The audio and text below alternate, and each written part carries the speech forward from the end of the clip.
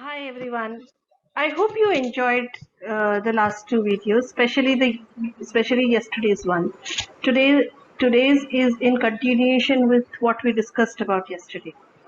Yesterday we were talking about personal power and we looked at what in general constitutes a personal power and what takes it away in our lives. Yeah, but the point is that whatever may have happened today, what are the things that play out because of which we feel powerless, we lose our power, and what are some of the small things that we can do to regain our power?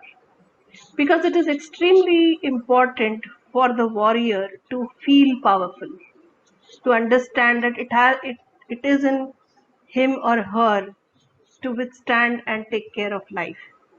I will take some small example and try to see if we can walk through what happens when we lose power and what are the not so effective ways with which we keep losing power.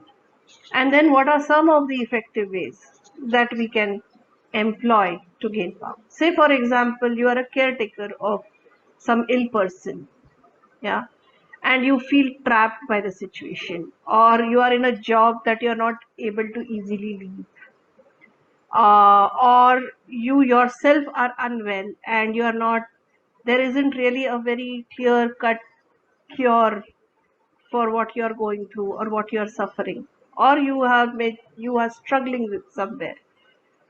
If the way we lose power, those things have happened to you, and if that is playing out, there will be many times when you may be wondering, why does it happen to me?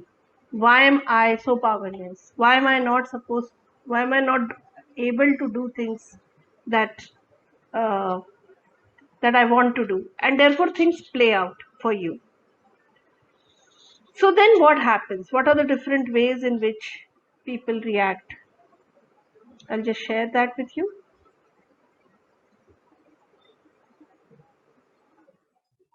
Yeah.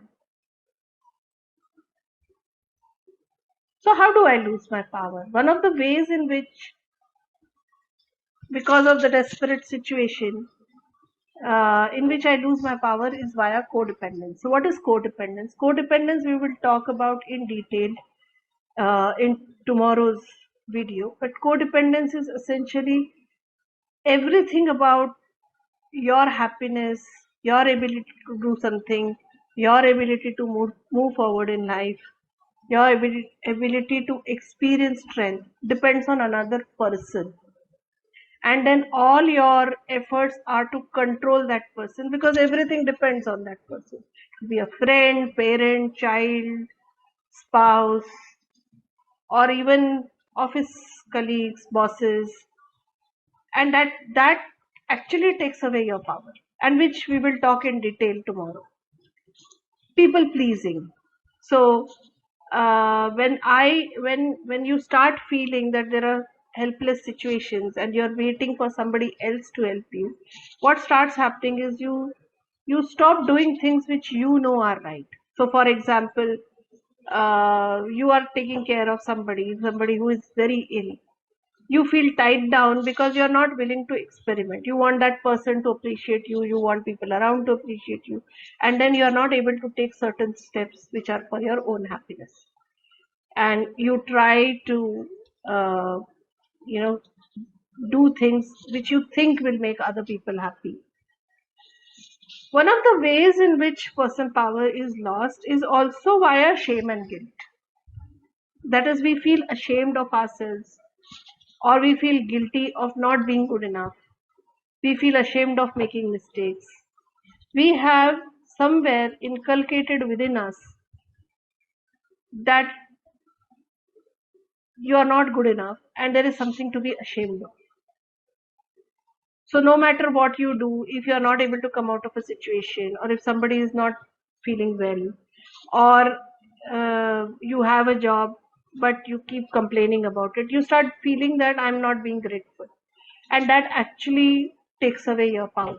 What if you were to really discriminate between shame, which is a natural phenomena of keeping you on keeping certain things within control, and shame, which is universal. Everything becomes something to be ashamed of. You laugh loudly, it is something to be ashamed of. You look in a particular way, it is something to be ashamed of. So what if you were able to see the difference and drop what is unnecessarily you have built on yourself? When you are unwilling to take risks, because what happens is when you are say codependence has happened, you would want to please that person or those people all the time. You feel ashamed whenever they are angry or upset or sad. You will not be willing to do things which you feel like doing because you're afraid of what they will think, and if they get angry, what will happen, and so on. So that unwillingness to take risk also takes away your power. And then this false sense of security that, okay, I have nobody else. This is the only job I have. This is the only people I have. These are the only friends I have. These are the only relatives I have. All of this actually makes you feel powerless. So one exercise here that can help you is actually sit down and look at a situation where you felt powerless. You withdrew because you thought you had no power, or you did not go on, or you felt sad about it.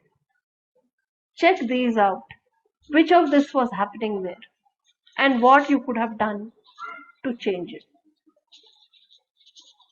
So then how do you regain it? Okay, so okay, what is done is done. It's over with. How do you regain it? So we will, as I said before, for codependence, I've kept a separate video because it's a large topic. We will talk about it. But one way is to affirm yourself.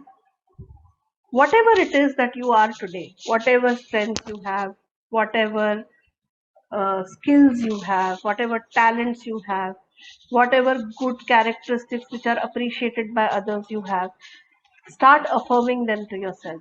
Start believing and telling yourself that you are good enough in this situation and you have to do your best, and it is okay if you fail because after all you are a human being. You can always try again, but you are good enough.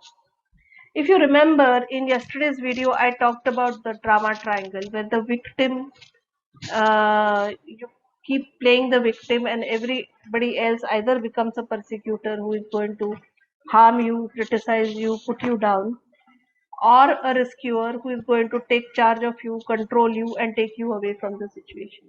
But that also you still lose power. Instead, if you start shifting your victim, and how do you shift your victim? By looking at every persecutor as a challenger, as somebody who is who is to be fought with and won over, not in a physical sense, but looking at it as a challenge and coming out of it fully. So if everything becomes a challenge, then you are not going to look for somebody who will save you, but somebody who will support you, somebody who may advise you, who may show you a different perspective, and somebody who is a coach. Once the persecutor becomes a challenger and the rescuer becomes a coach, you are no longer the victim, you are the creator in every situation. Then take small actions. Small things will eventually become big things. Take small actions. Start saying no in certain places. Take small risks. Create something. Do some things. When you fail, correct it. Again, do something. You will see that even if you don't become fully successful, slowly the success begins to grow. Then there is a concept in Yoga Sutras called Ishvara Pranidhana, which is eventually we all have certain strengths, certain powers, and we are also limited in some ways. In such situations, hand it over to God, hand it over to a universal energy. Say, okay, I have done my best. I have done whatever effort I could do in this at this point of time, and I now leave the result to the universal forces. Take responsibility for whatever is happening. I don't mean take blame. I don't mean to say that okay, if I'm ill, it is because I have done something in the past. No, I'm not referring to that. I'm saying yes, I'm ill, and I'm going to do everything in my power to become well again, as well as I can be. Even if the doctors are saying this condition is uncurable, fine. I will build my capacity to tolerate it to be with it and also still create it? Can I take responsibility for myself? And of course, as I have talked before in many, many videos, connect to your body. Your body knows when is it time and how to proceed and how to build its own power, provided you are connected to it. So if you're standing somewhere and you're feeling anxious, can you ground yourself and feel yourself strong? Can you stretch yourself? Can you stand up straight? Can you do things firmly? Even if you're feeling very scared, can you put your hand on your chest and go ahead and do something? That is the way in which you will regain power. Hope this was helpful, and if you have any question, feel free to write to me at sanjyotp@gmail.com, and I'll see you tomorrow again. Thank you. Help Talks are daily health-related talks held at Health Education Library for People, Mumbai, India. For more information visit www.healthlibrary.com. Subscribe to Help Talks channel. Be better informed about your health.